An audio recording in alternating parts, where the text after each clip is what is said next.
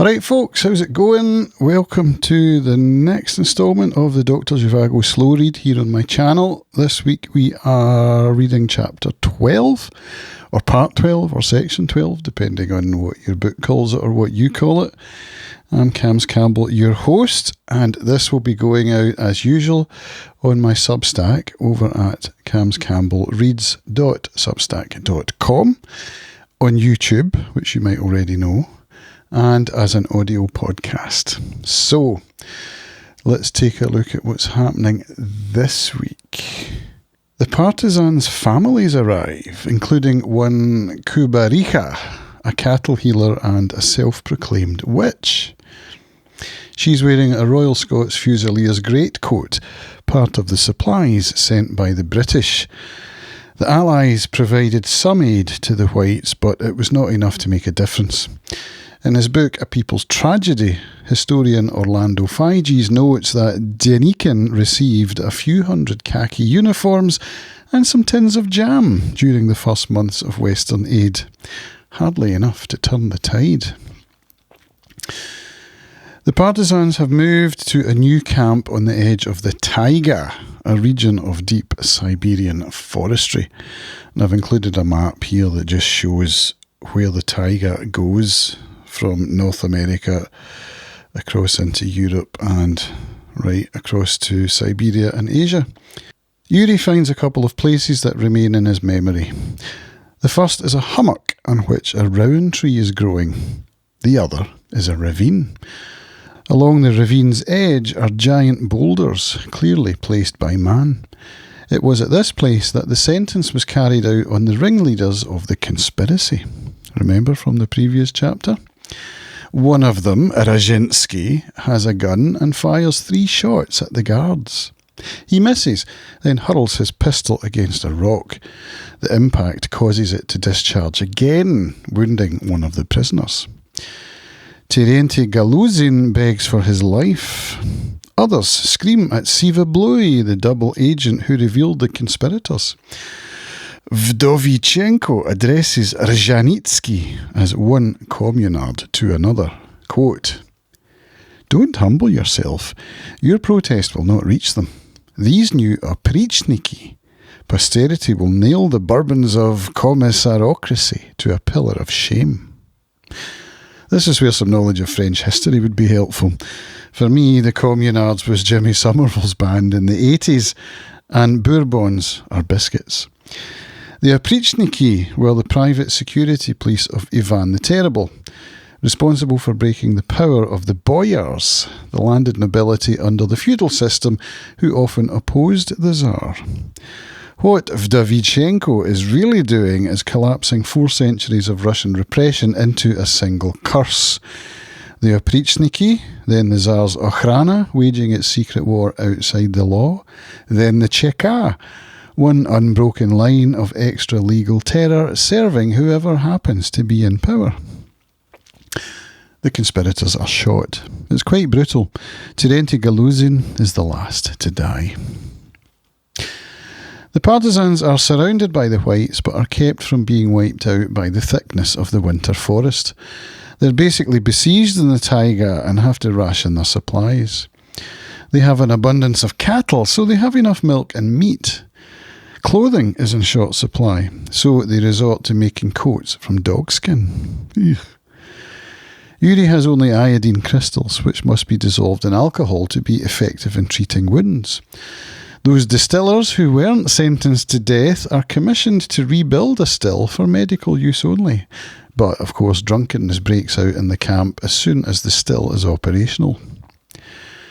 Yury goes to see Pamphil and his family. His mental health has improved now that he's with his family, but news comes down the line that civilians are bad for discipline, and so the families are to be moved to winter quarters some distance away. Pamphil's creeps return on hearing this news.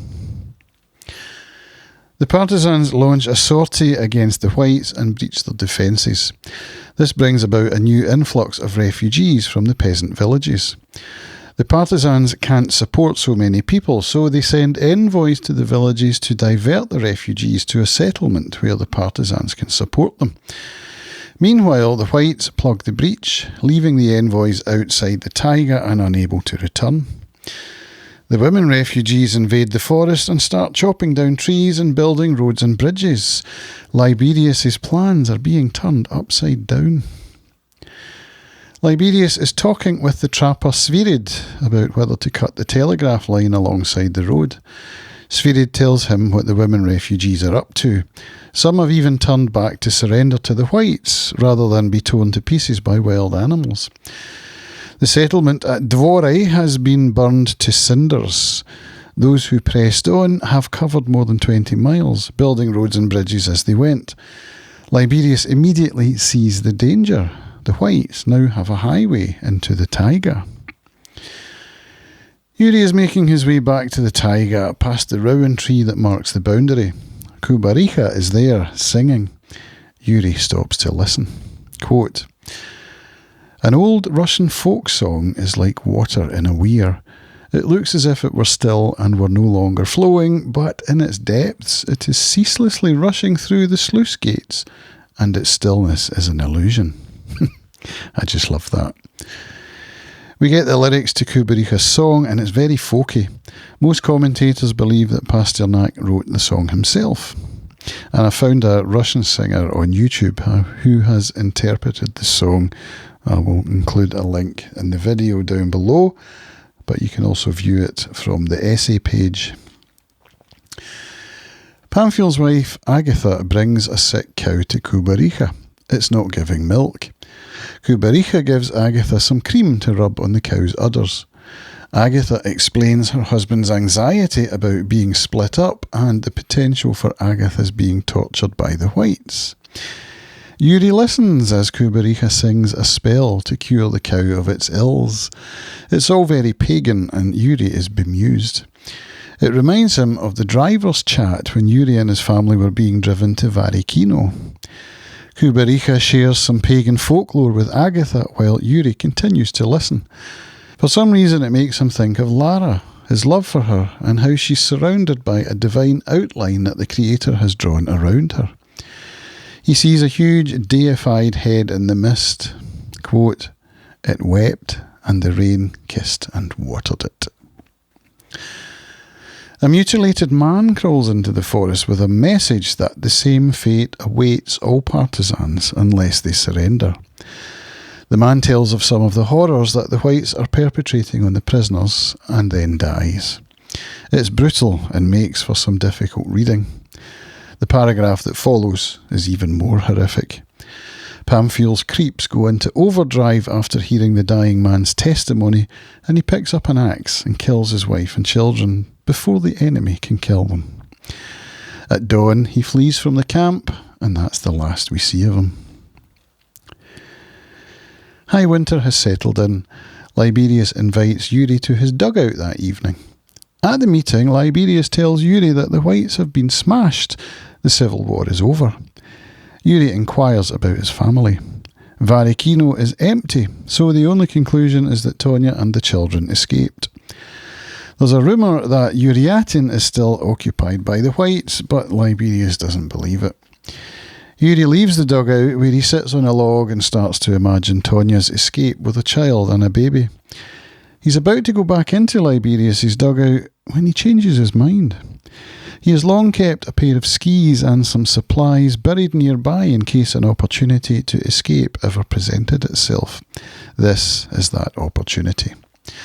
After being challenged by a sentry and giving the proper password, he leaves the camp. And that's where we end this week's chapter. So, Yury's escaped. But remember in the previous chapter when Liberius was ranting at Yury, he did say to him that once the civil war was over, Yury would be free to go. So, I mean, he could have got away anyway, I think. But it's a long journey, and he's on his own, and it's winter. It's going to be quite a rough trip, I think. And who's he going to find when he gets to Varikino?